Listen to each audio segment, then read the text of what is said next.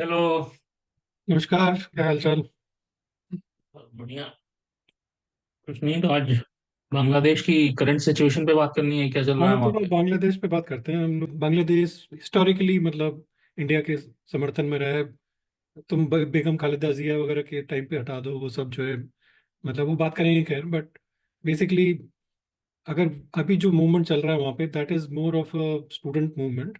But वो political movement अगर जैसे अभी हो रहा है इंडिया आउट और ये सब में बदल रहा है, तो that is like the dangerous part which is not good for India.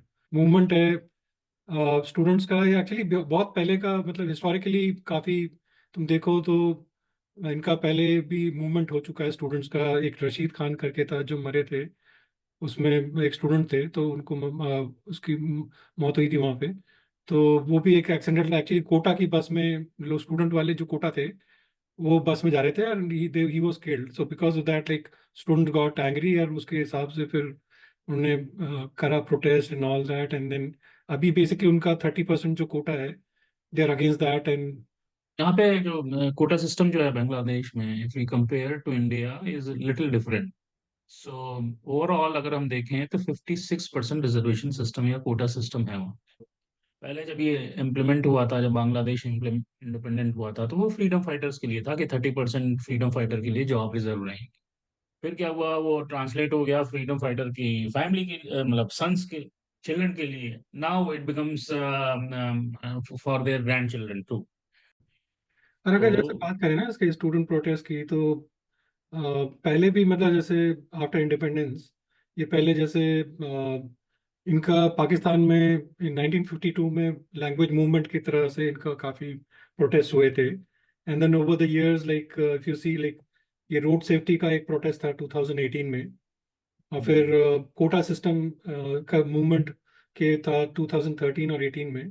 और फिर एंटी वैट प्रोटेस्ट ऑफ 2015। सो ये historically also and current situation also अगर तुम देखोगे तो बड़े बड़े इसको क्या कहते हैं, ये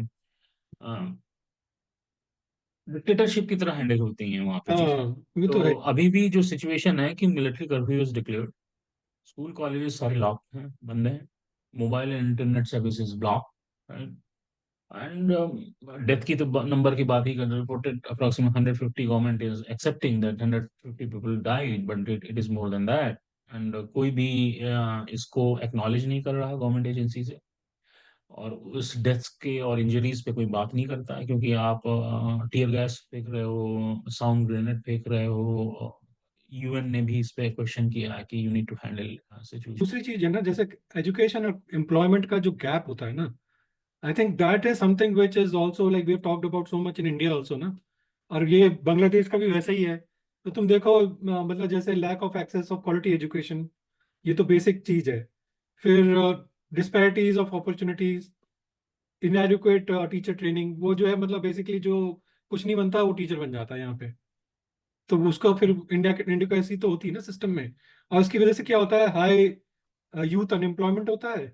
फिर एकेडमिक क्वालिफिकेशन में मिसमैच होता है, जॉब मार्केट में जो चाहिए वो तुम्हें मिलता नहीं। और फिर जॉब क्रिएशन अपॉर्चुनिटीज तो लिमिटेड है ही। तो एम्प्लॉयमेंट और एजुकेशन में इतना फर्क है, इसकी वजह से मतलब जो है ये एक्सेसबेट ज़्यादा कर देता है ना। हम्म। ये एक इंटरेस्टिंग चीज देखो यहाँ पे, तुम देखो अंडर एम्प्लॉयमेंट और ये अनएम्प्लॉयमेंट का जो रेट है ना, ये जो है जैसे ये है under employment and this is unemployment rate. तो ये देखो स्टडीली, तुम देखो 2019 से 2023 तक कैसे ये स्टडी मतलब इसमें इंक्रीज हो रहा है।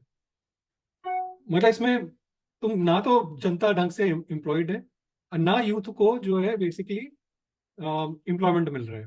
तो और ये एक इंटरेस्टिंग एस्पेक्ट है जहाँ पे मतलब ये लाइक इसको लोगों ने क्लासिफाई करके कोशिश की है कि अगर if you look at the impact of student protest over the years, like देखो मोटा मोटी करीब $5 बिलियन का इफेक्ट होता है इकोनॉमी में पर ईयर इन प्रोटेस्ट का। तो ये तो लोगों को तो मतलब हो ही रहा है problem.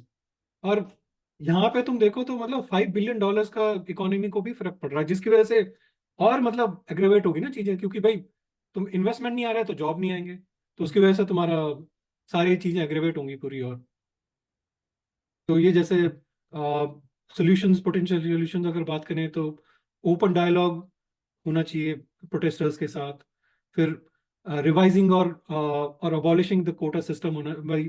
I think they are talking about abolishing it the 30%, but whatever it is, like they need to talk to the government, right? We always say that, you know, जब भी तुम प्रोटेस्ट होते हैं, talk to the protesters and see what they want, and उसके हिसाब से तुम आगे बढ़ो। फिर सस्टेनेबल सॉल्यूशंस लगाओ फ्यूचर आउटलुक के लिए। मतलब देखो कि भाई इकोनॉमिक इश्यूज को थोड़ा, अनएम्प्लॉयमेंट एंड इनक्वालिटी जो सोसाइटी में है उसको ठीक करो। इंश्योर ट्रांसपेरेंसी हो सिस्टम में। तो ये सब जो है बेसिक, मतलब इंटरनेट को बंद करने से मतलब सोल्यूशन नहीं होता ना। ऑस्ट्रिच पॉलिसी नहीं करनी चाहिए मतलब बेसिकली गवर्नमेंट को। And then long term impact, जैसे सोशल सोशल पॉलिटिकल लैंडस्केप जो है उस पे जो है मतलब गवर्नमेंट को देखना चाहिए ताकि उसको ठीक से मतलब ये लोग कर सकें। जैसे अगर तुम देखोगे कि जब मैं जो कह रहा था कि we need to go little back, तो 2018 में जब एक बार इनका प्रोटेस्ट और हुआ था मेजर फॉर्म में, स्टूडेंट प्रोटेस्ट, तो इसी गवर्नमेंट ने करीब फरवरी में 2018 में मेजर प्रोटेस्ट हुआ था, तो इसी गवर्नमेंट ने क्या किया था कि एक सर्कुलर लेके आई थी कि फर्स्ट एंड सेकंड क्लास, वहाँ पे बांग्लादेश में होता है, फर्स्ट एंड सेकंड क्लास की जॉब में के लिए ये quota system will be exempted. Quota system उस पर इम्प्लीमेंट नहीं हुआ, right? तो फिर ये सिचुएशन काम डाउन हो गई थी, स्टूडेंट प्रोटेस्ट खत्म हो गए थे, सब कुछ हारमोनियल अकॉर्ड हो गया था, सब कुछ सही चल रहा था। फिर क्या हुआ 2021 में, freedom fighter, so called freedom fighter के कोई 7 किड्स थे, उन्होंने हाई कोर्ट में एक पिटीशन फाइल की और इस गवर्नमेंट के सर्कुलर को चैलेंज किया था। तो जब उसको चैलेंज किया था तो क्या हुआ कि हाई कोर्ट ने बोला कि गवर्नमेंट का जो सर्कुलर था वो वाज नॉट करेक्ट, एंड उसको उन्होंने रिजेक्ट कर दिया, हाई कोर्ट, कोर्ट तो कोर्ट होता। तो फिर उसकी वजह से फिर कोटा सिस्टम रीइंस्टेट हो गया, और इन 2020 रीइंस्टेट हुआ, आई थिंक 24 में, जून 5 जून 20 to 24 में रीइंस्टेट हुआ था, राइट। वहां से अगेन ये प्रोसेस शुरू हुआ, तो ये थोड़ा सा एक बैकग्राउंड की जरूरत है। और गवर्नमेंट ने, जो करंट गवर्नमेंट है, इसको, इस हाई कोर्ट के ऑर्डर को के अगेंस्ट सुप्रीम कोर्ट को भी रीच की हुई है। सुप्रीम कोर्ट ने उस पर स्टे लगा दिया था इमीडिएटली, बट 10 जुलाई के आसपास शायद वो सुप्रीम कोर्ट ने स्टे लगाया, बट प्रोटेस्टर सुन नहीं गए। तो सुप्रीम कोर्ट ने स्टे लगाया, court need time, right, system को टाइम की जरूरत होती है, तो but protester are not listening because as I mention earlier कि ये तुम्हारा, अब इसमें बांग्लादेश नेशनल पार्टी भी जम कर चुकी है, इट्स हाईली पोलिटिसाइज्ड, और उसमें अपनी पॉलिटिकल रोटियां सेक कर, राइट। और फिर क्या हुआ उसमें, on top of that law minister ने, शेख हसीना ने सबसे बड़ा मिस्टेक क्या किया, मैं शेख हसीना जो पीएम है वहां पे, उन्होंने बोल दिया कि why protester are hating freedom fighters. क्या हम फ्रीडम फाइटर को बेनिफिट नहीं देंगे कोटा सिस्टम का? अगर उनको नहीं देंगे तो क्या रजाक को देंगे? ये एक बहुत बड़ा स्टेटमेंट था। What you are speaking, specially prime minister, right? तो तुम कंट्री की हेड हो, एंड शेख हसीना, तुम उनको बोल रही हो कि तुम्हें पॉलिटिकल एंगल देने की बात है, कि कह रही हो कि आप हेट क्यों करते हो फ्रीडम फाइटर से? अगर आप फ्रीडम फाइटर को कोटा सिस्टम का बेनिफिट नहीं देंगे तो क्या रजाकारी को देंगे? तो बेसिकली क्या होता है ना, कि इसका एक टर्म होता है कि वो क्या मतलब वो ट्विस्ट कर रही है यार, she is trying to twist it, और वो क्या होता है ना, स्ट्रॉमैन फैलेसी होती है ना, मतलब ट्विस्ट करके आर्गुमेंट को कहीं और टर्न कर दो। वो इंडिया टर्म वगैरह भी, वो सब भी स्ट्रॉमैन फैलेसी की कॉन्सेप्ट पे सब उठाया जा रहा है। तो क्या है कि पॉलिटिकल पार्टीज अपना अपना रोटी सेक रही हैं वहां पे, उनको स्टूडेंट्स की, यूथ की अनरेस्ट का से कोई मतलब नहीं। सो ना, this is a challenging situation. और वहां पे तुम रजाकारी का टर्म कॉइन कर दो, जो वहां पे तुम इंडिया सपोर्ट सिस्टम कॉइन कर दो, कुछ भी कर दो, वो सब ऑल बुलशिट बेसिकली। वो सब तो बेकार है। And youth understand that, that's why youth में बहुत अनरेस्ट है, यूथ में हम्म। ट्रस्ट का इशू है। जब सुप्रीम कोर्ट ने स्टे लगा दिया वो जुलाई में, I think supreme court put stay on 10th of July, right? अभी अभी लगाया, बट वो यूथ को कोई फर्क नहीं पड़ा, क्योंकि उनको ट्रस्ट का इशू है, कि करप्शन वाला भी चीज है ना, कि किसी को भी तुम फ्रीडम फाइटर बना देते हो, राइट? और फ्रीडम फाइटर क्यों एक आवामी लीग पार्टी के एसोसिएट एफिलिएशन के ग्रुप को ही ज्यादा बनाया जाता उनकी बेसिक थिंग है कि अवामी लीग ही थी ना जो फ्रीडम जिसने की थी, तो आपने अब लोगों को करना चाह रही हो आगे। है? उसमें एक और चीज है कि उस समय एक आवामी लीग थी, जैसे इंडिया में एक कांग्रेस ही थी। तो क्या मतलब क्या है कि जो किसी और पॉलिटिकल ओरिएंटेशन के लोग क्या फ्रीडम फाइट में पार्टिसिपेट नहीं किए थे? वही ना, अब जैसे कांग्रेस थी, सही बोल रहे हो, कांग्रेस का मतलब ये थोड़ी कि सिर्फ कांग्रेस पार्टी थी। वो एक उस समय मूवमेंट था कांग्रेस एक, थी तो सभी लोग कांग्रेस ही थे, वो ना मतलब राइट? एक मूवमेंट था एक्चुअली, एक पार्टी हाँ, नहीं थी वो। मूवमेंट था। तो अब इसी तरह बांग्लादेश में था तो आवामी लीग पार्टी ही थी उस समय तो, बट क्या है कि आवामी लीग पार्टी भी तो स्प्लिट हो चुकी है, वो इधर उधर लोग छटके हैं, तो रियल फ्रीडम फाइटर, पहली बात तो कोई फ्रीडम फाइटर जिंदा नहीं होगा। 72 में फ्रीडम फाइट हुई थी, अगर 24 साल का भी बंदा होगा उस समय जो फ्रीडम फाइट का किया, वो क्या जिंदा बैठा है? राइट?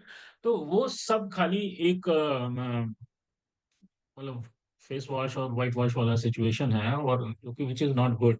यूथ को यूथ को किस डायरेक्शन में ले जा रहे हो आप अपने पॉलिटिकल गेन के लिए, और बड़ी शॉर्ट टर्म गेन होती है पॉलिटिकल गेनशिप, देखो, बट क्या है, आगे देखो ना, कि तुम शेख हसीना है जैसे, वो अपनी पॉलिटिकल लाइफ को देखती हैं कल। अगर उनको पॉलिटिकल गेन ही देखना है ना, you need to do something good, कि in the future down the line of 10 year तुम्हारी आने वाली पार्टी स्टिल सर्वाइव करे एंड स्ट्रांग रहे, वो सब नहीं देखते ये लोग। To think for their own country, right? Which is greatly missing. वो तो बाकी तो पॉलिटिकल क्या है पार्टी कि कहाँ उसका करती है, कोई इम्पैक्ट, भी पॉलिटिकल पार्टी कहाँ करती है, इंडिया में भी देख लो कहाँ करती है इंडिया में। अब ना उसका जो इम्पैक्ट है, फाइनेंशियल इम्पैक्ट है, वो सब तुमने देखा, यू तो है ही बहुत, यू ऑलरेडी मेंशन इट। तो लेकिन क्या है कि यूथ यूथ की प्रॉब्लम को एड्रेस करना चाहिए। अब वो यूथ की प्रॉब्लम नहीं लगी है, वो बांग्लादेश की प्रॉब्लम। तो तुमको अपनी कंट्री की प्रॉब्लम को एड्रेस करना चाहिए, if you want to own your own country. तो ऐसा करो, behave like a political leader of the country. वो शेख हसीना मुझे मुझे नहीं समझ आता क्या करती है वो। तो दैट्स ऑल। वो एक बड़ा प्रॉब्लम है। सो मतलब वही है, क्या बोला है। ठीक है, लेट्स कंक्लूड दिस। वी ठीक है टॉक अ चलो। Lot about Bangladesh. ठीक है। चलो जी।